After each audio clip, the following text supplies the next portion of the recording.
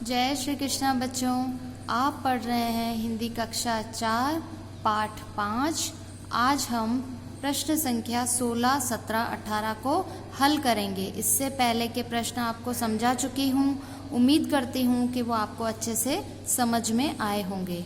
आज भी हम पढ़ रहे हैं प्रश्न संख्या 16, 17 और 18। इसे भी आप अच्छी तरह सुनिए और समझिए।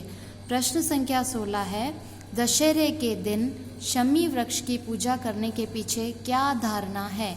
दशहरे के दिन हम कौन से वृक्ष की पूजा करते हैं? शमी वृक्ष की। तो ये शमी वृक्ष की पूजा करने के पीछे क्या धारणा है, मतलब हम इसकी पूजा क्यों करते हैं शमी वृक्ष की? तो इसका उत्तर है, दशहरे के दिन शमी अर्थात खेजड़ी। शमी पेड़ का एक नाम क्या है? खेजड़ी। तो दशहरे के दिन शमी के पेड़ अर्थात खेजड़ी के वृक्ष की पूजा की जाती है। वृक्ष का मतलब पेड़। तो खेजड़ी के वृक्ष की पूजा की जाती है। इसके पीछे लोगों की धारणा है कि शमी वृक्ष की पूजा से दृढ़ता और तेजस्विता प्राप्त होती है। शमी का पेड़ अर्थात खेजड़ी के पेड़ की पूजा क्यों की जाती है? इसके पीछे लोग ऐसा मानते हैं, लोगों की ऐसी धारणा है कि शमी वृक्ष की पूजा से दृढ़ता और तेजस्विता प्राप्त होती है। हमारे अंदर दृढ़ता आती है। किसी भी कार्य को करने के लिए हमारे लक्ष्य में, हमारे कार्य को करने की क्या आती है? हमारे मन में दृढ़ता आती है और तेजस्विता प्राप्त होती है। हम तेजस्वी बनते हैं। किसी भी कार्य को करने के लिए हम बहुत ऊर्जावान बनते हैं, बहुत तेजस्वी हम बनते हैं। हमारे अंदर तेजस्विता आ जाती है और दृढ़ता आ जाती है, तो हम किसी भी कार्य को आसानी से कर सकते हैं।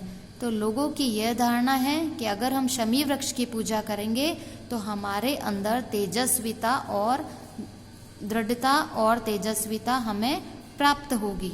इसलिए वो दशहरे के दिन शमी वृक्ष की पूजा करते हैं। और हम उसे शमी वृक्ष कहो या खेजड़ी वृक्ष कहें, एक ही बात होती है। प्रश्न संख्या 17 है, दशहरे के त्योहार पर रावण के पुतले जलाने का क्या औचित्य है। दशहरे के दिन, दशहरे के त्योहार पर हम रावण का पुतला क्यों जलाते हैं? इसके पीछे क्या मान्यता है, या हम क्या मानते हैं कि हम प्रतिवर्ष रावण का पुतला जलाते हैं? तो हमें पता भी तो होना चाहिए कि हम प्रतिवर्ष रावण का पुतला क्यों जला रहे हैं, इसको जलाने के पीछे क्या औचित्य है। इसका उत्तर है, दशहरे पर प्रतिवर्ष रावण के जलते हुए पुतलों को देखकर, दशहरे पर प्रतिवर्ष का मतलब होता है हर साल, हर वर्ष, रावण के जलते हुए पुतलों को देखकर, हर वर्ष जब हम रावण के जलते हुए पुतले को देखते हैं तो हमारे मन में यह बात दृढ़ हो जाती है कि अत्याचारी का न केवल अंत बुरा होता है, बल्कि आने वाली पीढ़ियां भी उनके कुकृत्यों को कभी क्षमा नहीं करती है।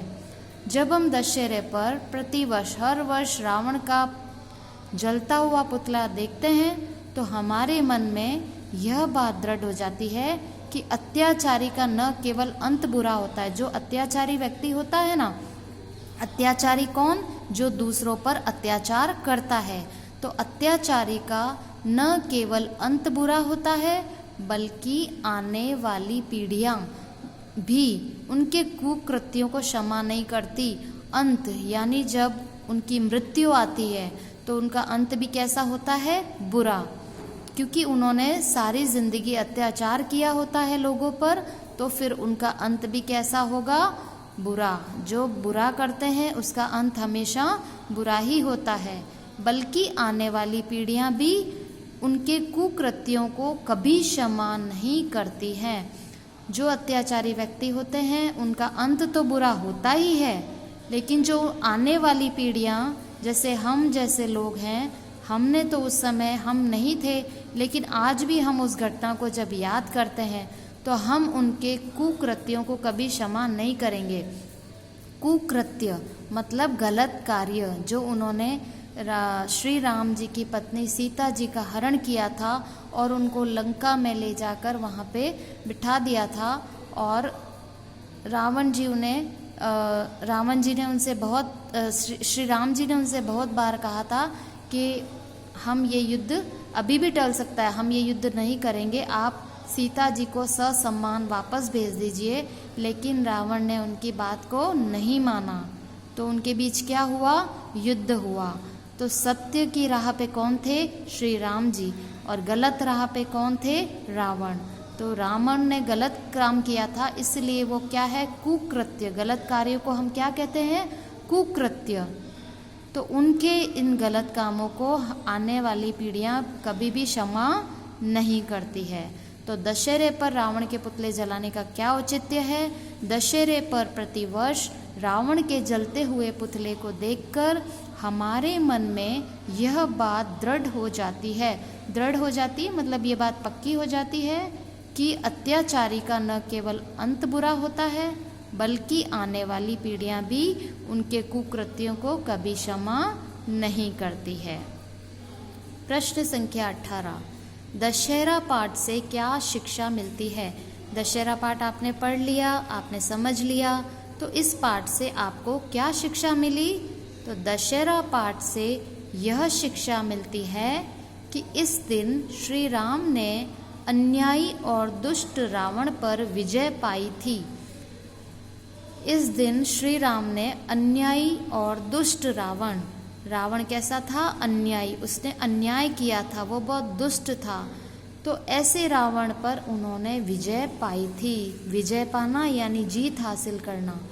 कौरवों पर पांडवों को और वृत्तासुर दैत्य पर देवराज इंद्र को विजय मिली थी।